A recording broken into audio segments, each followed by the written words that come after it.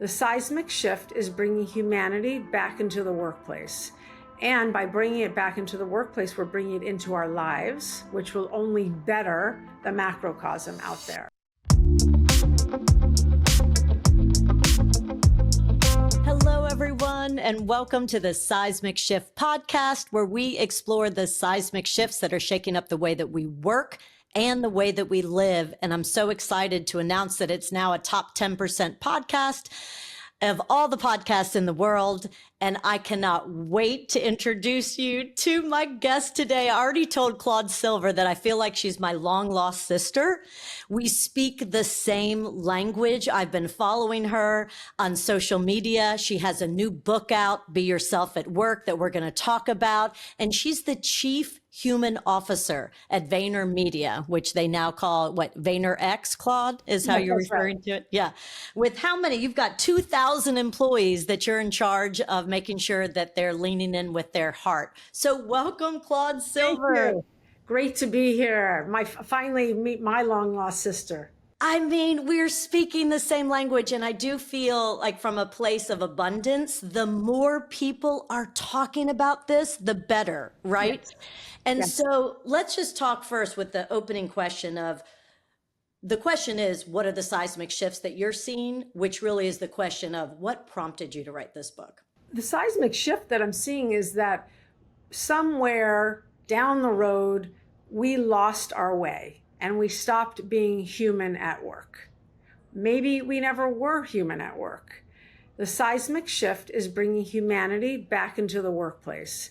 And by bringing it back into the workplace, we're bringing it into our lives, which will only better the macrocosm out there. So what is good for internally, for the microcosm of our work, is going to be golden for the macrocosm. And that really means leaning in on emotional intelligence, accountability, humility, generosity, gratitude, kindness, compassion, all of those things that we learn when we are toddlers. And then somehow we forget. You know, this is the first time it's ever happened to me in season 4 of the podcast that I got tears in my eyes interviewing somebody. I literally have tears in my eyes, Claude, because I feel like I've been out there preaching this and really emphasizing that we've got it wrong. We just, and if we're going to keep doing what we've always been doing, we're banging our heads against the wall with burnout, with low employee engagement. All the companies that I work with, I say, what's your biggest problem? We want to attract and retain the top talent. Well, you're not going to do it with the way you're running your organizations today. Correct. Especially with the generation that is here. So we have 5 generations in the workforce. Our Gen Zers are not going to take it. And you know, Gen Alpha, who's coming right up, is definitely not going to take it. They are not going to be okay with us handing them more burnout like we handed Gen Z, you know, a bunch of hoo-ha already. I love that. I remember I was teaching in Rome 2 summers ago. I teach at Loyola, and I was teaching in Rome, and I asked the students who were an international audience, I said, how many do you all remember being at the kitchen table and hearing about one or both of your parents really unhappy with their leadership at work, with their unhappiness, and it was affecting the family? They all raised their hands. Wow. Wow. And that's got to be why they're looking at all of us saying, but I don't want to do what you all did, because look, you guys are just, what are you? I think you had mentioned in your book, robots, or what happened to us? What gave us the impression that we couldn't be real and we couldn't be authentic? You know, that is the zillion-dollar question that I literally have researched and researched. I'm not sure if it was back when someone decided to cut up our day, 24 hours, into 8 hours of work, 8 hours of play, 8 hours of sleep. I'm not sure if it happened then. I'm not sure if it happened when we were in factories and when the majority of women stayed home. So the men just went in and did their robotic, you know, I am a worker. I'm not quite sure. But I do know that there's a lost art of heart. There's a lost art of caring. There's a lost art of being the bigger person. And that is the mission that you and I and others are on. And I do feel as though the paradigm is shifting. It might be microscopic, but we are moving towards this new dawn. I believe it in my heart. I do too. I absolutely do too. And how frustrating is it for you and I? Well, you are in an organization. I work with a bunch of organizations, right? So I'm at different companies all the time, hearing that some of the old guard leadership are still saying, I'll say, we need more appreciation. We need more gratitude. What your people are telling us in survey results is they want a different type of leader who's connected, who really knows them as a full person. And I'll hear top leadership sometimes say, but reward, appreciation, your paycheck is your reward, right? And they're all like, that's how I grew up. Your paycheck is your reward. What else can we do for these people? What do you mean? We don't want to coddle them. So I do continue to get pushback. And so what do you say to those naysayers? Yeah. So there's a real big difference between coddling and empowering. And I think it's very important to understand the nuances. Coddling, here's an example of coddling. Michelle comes to me and she says, Claude, I have a splinter in my hand. And I say, Michelle, let me stop what I'm doing, run to the first aid kit, get you the tweezer, and I'll pull it out for you. That's coddling. Empowering is, Michelle, ouch, splinter's really hurt. The first aid kit's right over there. Why don't you go there and take care of it? I'm happy to cheer you on. There's a difference there in terms of leaning in and giving those 8th place trophies, or clapping someone up when they get to 8th place, because we know that they can get to 2nd place and to 1st place with some right coaching, with the right L&D, with the right inspirational leadership, all that stuff. Okay, brilliant. Yes. And for all of our listeners out there, let's create some urgency, Claude. What if you don't do this? What if you don't say, we need to lean in with heart? We need leaders who show up as caring, as kind leaders, who see these people, that show that you value them, you trust them, you appreciate. What if we don't do this? What if we just stay status quo? What's going to happen? Great. Well, you have absolutely not retained any top talent or high performing talent. You probably have some enigma, dilemma people, or maybe some steady eddies, but there ain't no one there that's going to take you beyond. And every single person wants high performance, high top talent. You won't retain anyone. You're going to lose all creativity and innovation. The world has changed, and what prompted this change and what gave us more of the sense of urgency was COVID. When people saw that things could be done a different way and that we were able to work from home and be productive, wildly productive, we were able to work from home and still create some kind of sense of psychological safety and belonging through a Zoom screen. Not ideal, but we could do it. But you will not have a workforce. And when they say, well, people are your greatest asset, well, forget that. People are your company. So you need people in your company, and you need people who know how to go for the gold, who know how to get the sale, who know how to partner with clients. That takes a lot of time, lived experience, and work experience. You're not going to have those people. I'm so glad. Yes, absolutely correct. And I'm so glad you're talking about the generational differences. And this is what we're facing now. It is a different type of mindset that Gen Z has. And if you say your people are your biggest asset and you want to attract and retain, then we're going to have to adapt. I'll never forget, Claude, I was running an executive mentor program at Loyola. This was probably 2005, 2004. This was when the millennials were in the classroom, and all of the executives that I recruited to mentor these millennials were like, oh my gosh, what is happening to America? They're like, they want to go have yoga. They want to put their earbuds in and listen to music. This is awful.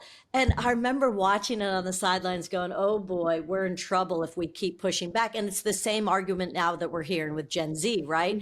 And did you see in the Wall Street Journal on Sunday, I'm teaching my leadership students tonight, and I'm going to talk about this. Susie Welch, who had been married to Jack Welch, and she's a professor of practice at NYU. Yeah. She just published a study that looked at what Gen Zs value and what the hiring recruiters are looking for. And there's only a 2% crossover. Oh, no way. What is that crossover? Well, here's what, no, sorry. No, there's only 2% of the Gen Zs that fit into the recruiter's expectations. So recruiters want hardworking, right? Just like that's number one. Show up and work really hard. And then what the Gen Zers are saying is we want authenticity. We want to use our voice. We want to feel valued. We want work-family balance. Yeah. We want some autonomy. And I think that's exactly what your book is preaching. Yeah. 1,000%. 1,000%. The way the book is structured is it's a journey, and it takes you on 3 different parts. It starts with the you. Who are you? Are you self-aware? Are you self-aware? What are you costing yourself every time you choose to not show up as yourself? What does that cost you? Because you know it costs a lot. My backpack gets real heavy when I choose to not show up as myself.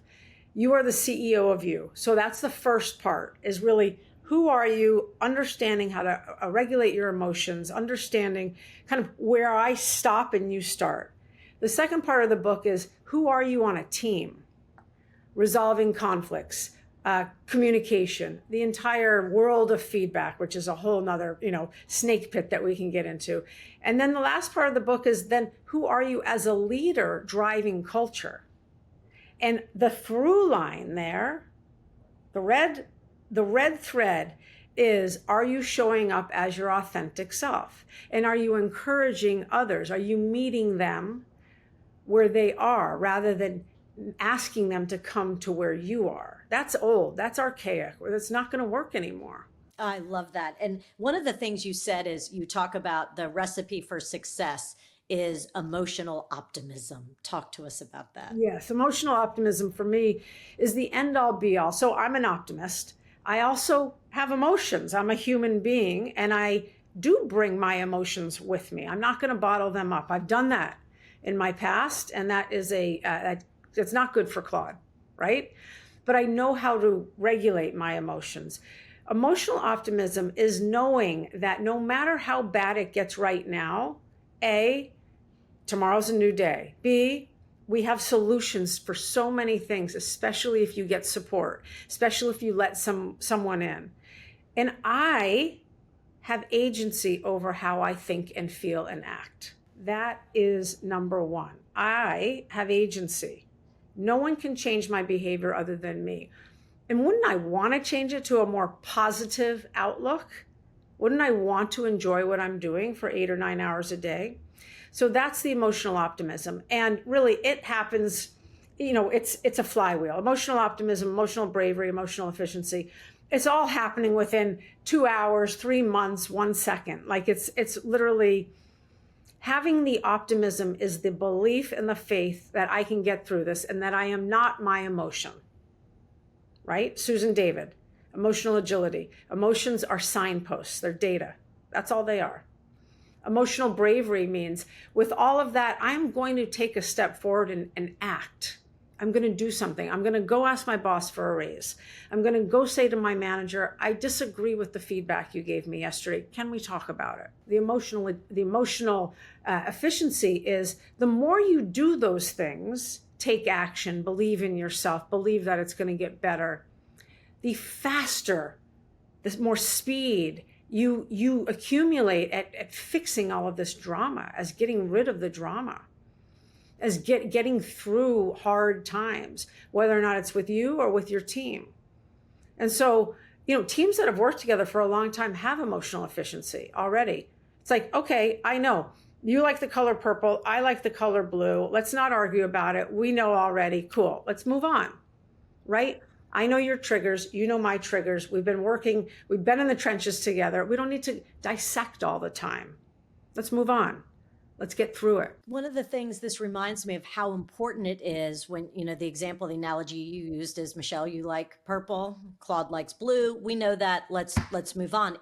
Is that self-awareness piece and making sure that your team takes, I feel like going through assessments and learning about your DISC style and your communication style and your personality style and how it differs from everybody on the team, but then how to find commonality and make sure you have people on your team that complement you and you're not, not everybody's the same. That self-awareness is so important. Yep.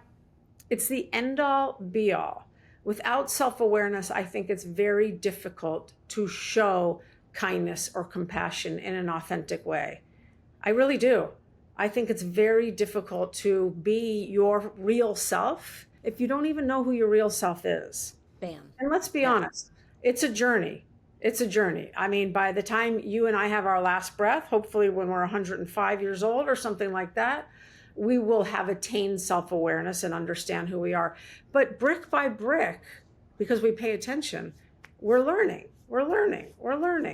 And everyone can do that. I love that. And, one of the things you had said, I loved your analogy of coddling versus empowering and about a splinter. And so what that was another value of Gen Zs is they want more autonomy so that they can be hybrid. I have a 21-year-old daughter who's in college, who was home for the summer looking for internships. She had 3 amazing offers, and the one she took was because it allowed her flexibility. You got it. So what do you all do at Vayner? You got it. We have flexible schedules depending on the office and the region. So in New York, only because of our size, we ask people to come in 2 days a week.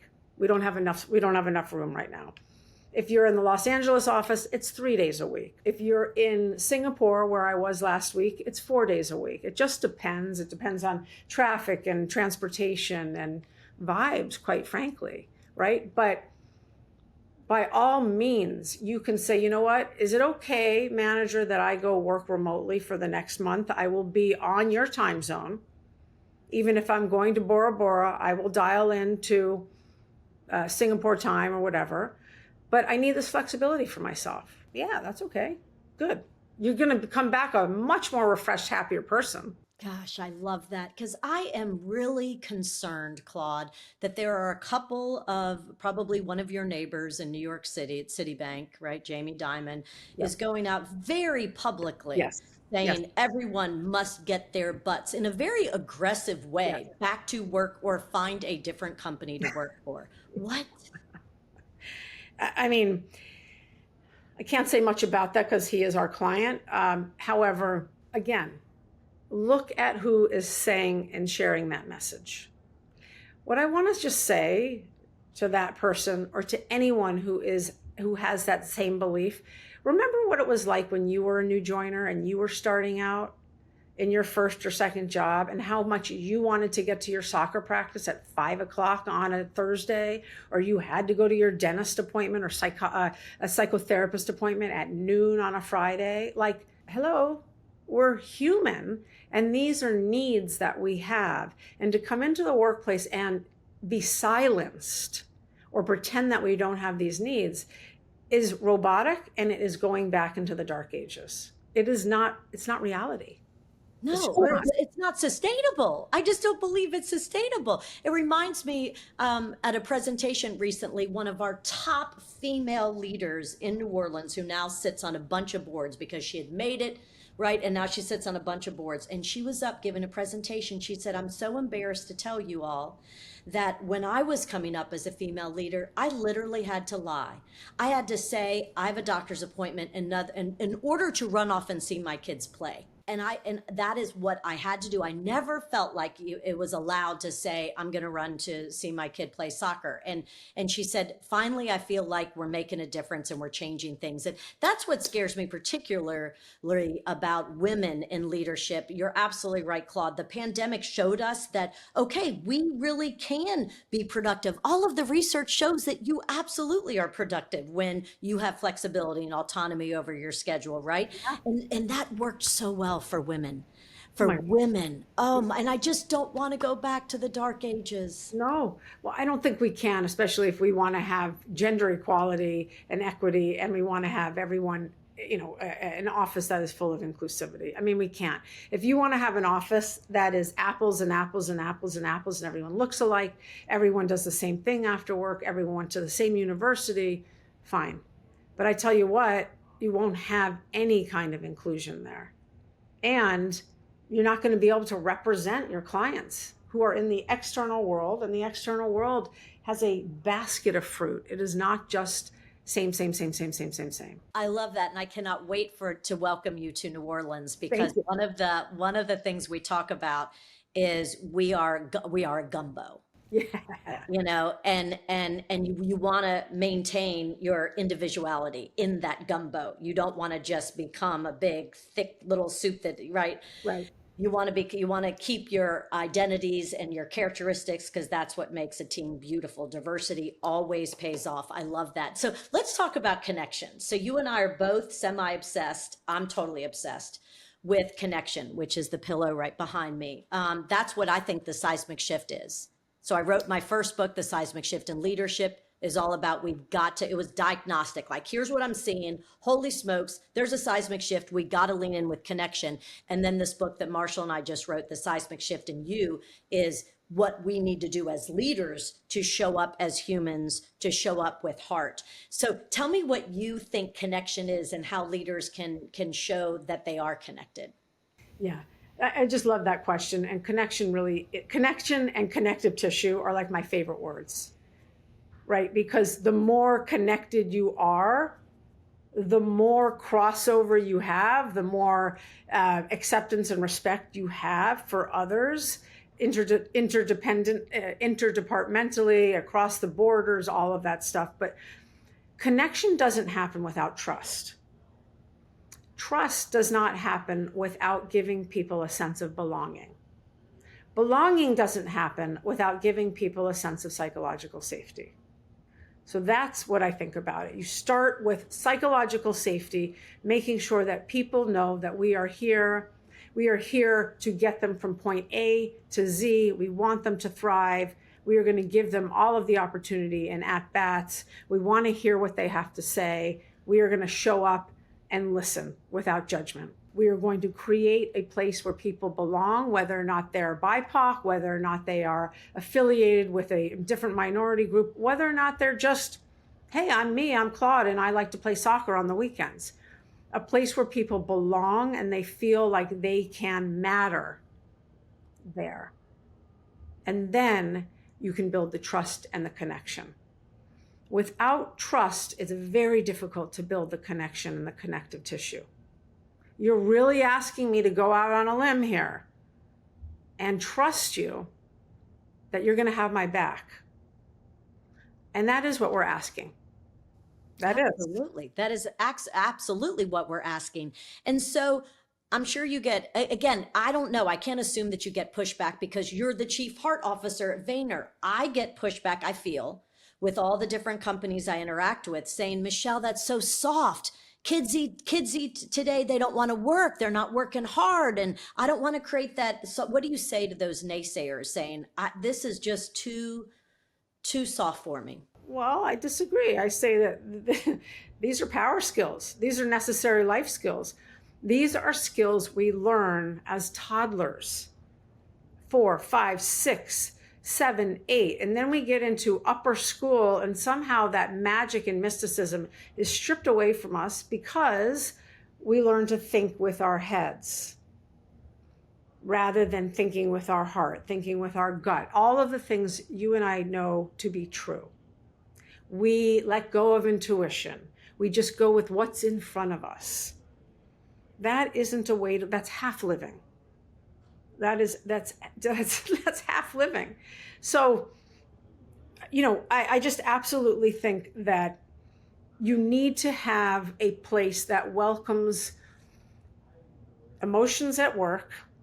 You need to help and encourage people to become more self-aware so that they can be aware of their emotions at work and not have it spread all over the place. And you want people who are going to raise their hand and sign up to collaborate, to join in. That's what this is about. And the people that say that's soft skills, whatever, it's just not. Because if it was soft, if it was so easy, people would be doing it. Let's be honest. Well said. If it were so soft, it would be easy, and it's not. It's a power skill. You're absolutely right. All of these things that you're talking about and be yourself at work, these are all power skills, and they're hard. Absolutely. Yeah. So, I mean, people are sitting, the listeners are thinking, and we're going to end with this. We have about 4 minutes left. Is how in the world do you get to be a Claude Silver? How do you get to be a chief heart officer? Tell us about your journey, how you got here, because It's a pretty cool story. It's a pretty cool story, and I will tell you, it was not a straight line. A lot of bumps in the road and a lot of pivots. I thought when I was a child, I wanted to be a philanthropist. Then I wanted to be a movie director. And so I learned that you have to have a lot of money to be a philanthropist. So I figured, okay, well, there's other ways for me to help, to be of service. And my parents are very service oriented. So that was always embedded in me, always giving back, a generosity of spirit, those types of things. And as I grew up, I wanted to be a psychotherapist. I was terrible at school, terrible academically, wildly dyslexic, but very good as a coach, very good as a captain of a team, very good as a player. I loved cheering people on. I believe in people. And, one thing led to the other, and I found myself in 1998. I graduated from college. I was on the 10-year plan. And I was in San Francisco and immediately got my first job at an internet.com company. And I was a manager, lo and behold, which comes very naturally to me. Mentor, manager, those types of things. And I ended up, after the dot-com bust, after 9/11, I started an outdoor adventure company, a surfing company, with a friend. And what did I do? For about 270 days a year, I pushed people in the water and I cheered them on and I taught them how to surf and I taught them how to pop up and all of that. I had a killer tan from the neck up and the wrist down, because it's San Francisco and the water's freaking cold over there. And then I found myself in this wide world of advertising and marketing, which I knew nothing about. Absolutely nothing about, but I understand people. I am a student of behavior. I love figuring out human behavior, looking for patterns, looking for data, all that stuff. I ended up in a number of different advertising agencies. One thing led to another and another and another. And I was always, while I was managing large teams, I've always been that unofficial mentor to other people. I'm that person. And this is what I want the book to do as well, that my hand is on your shoulder saying, I got you, and you got this. I got you, and you got this. That is what I want the book to do, and that is me. I met Gary Vaynerchuk in 2013. One thing led to another. We found that we were very much two sides of the same coin. We believe in the yes and. We believe in possibility. We're both optimists. And we believe in the magic, right? And I started working for him in 2014, May of 2014. I was an advertising executive because that's what I had been doing. And because I was one of the oldest people here and I had the most lived work experience at that point, he had me going to all the other offices, checking in on people, even though my client was here in New Jersey. And it just dawned on me one day that I don't want to do advertising anymore. It didn't matter to me how I was going to get this pen into your hand.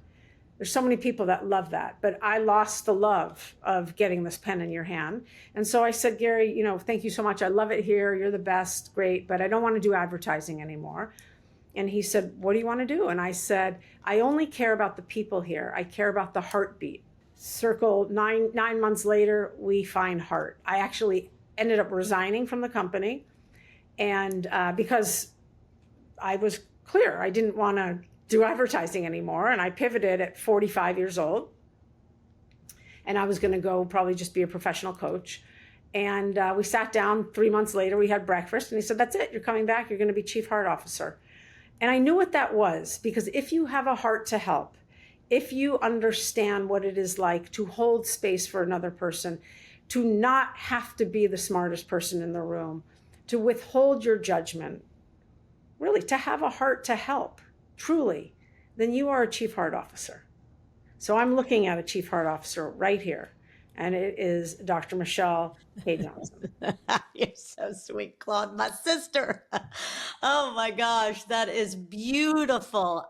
The one thing I didn't know about your story was the surfing part. Yeah. How cool is that? So you left after the .com bust and you're like, okay, well, I'll just teach people how to surf. Yeah, I was like, okay, well, what can I do? I had been in Outward Bound. I'd been an outdoor wilderness instructor. I'd been a rock climber. I was, ranked in the junior USTA. Like, I know how to teach. I know how to coach. And so it's like, all right, well, I know how to surf.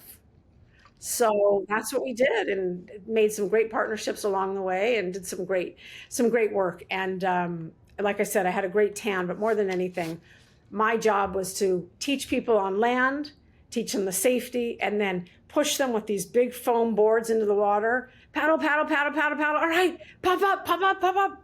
Stand up. Yeah, you got this. You did it. I love it.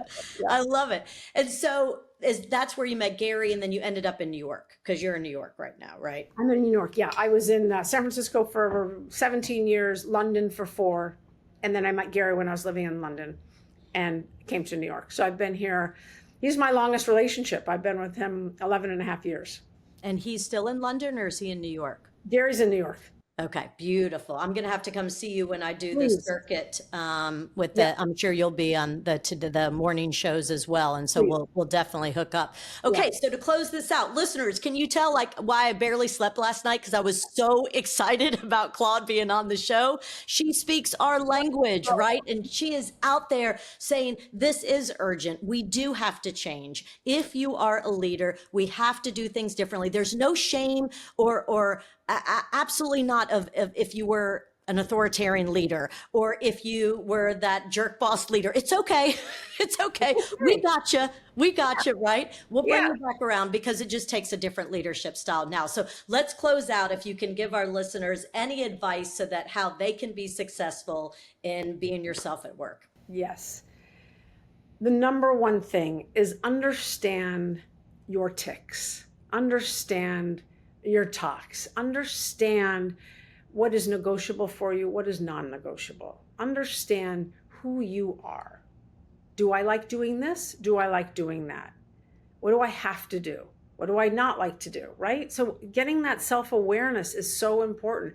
What are your strengths? Do a strengths finder. Do a DISC. Do a Myers-Briggs. Dig in. Get interested in yourself.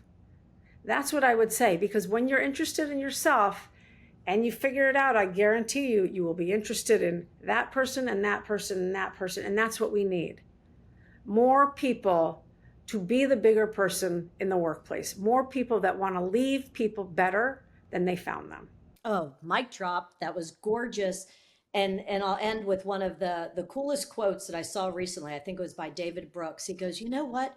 We, as leaders, we got to stop trying to be the most interesting person in the room and be the most interested.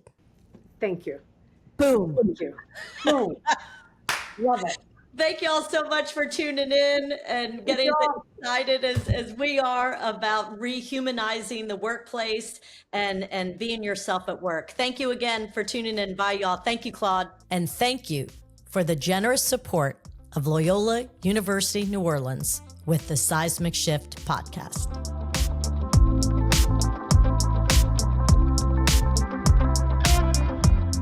Thank you for joining us on the Seismic Shift. And before you go, can I ask one favor of you? Do you mind sharing today's episode with a leader you know? The power of this conversation is found in your using it and sharing it to create real connection in your life. Lastly, I'd like to thank Loyola University New Orleans for helping bring this content to life.